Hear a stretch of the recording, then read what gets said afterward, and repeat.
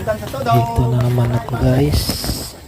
Nagpunta sa tindahan. Xerox copy ng mga IDs ko. Original na photocopy. At saka mga kailangan na papilis para sa mga validation papers.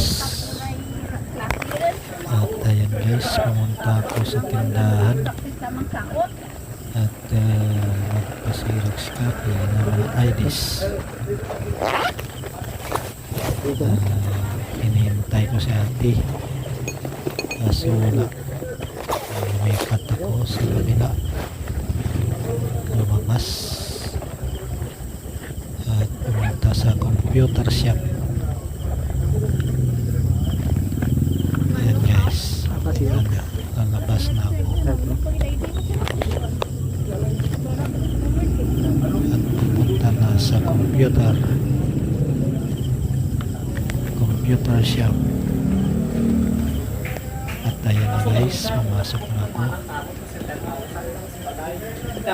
Ay ate, kuya, Xerox original.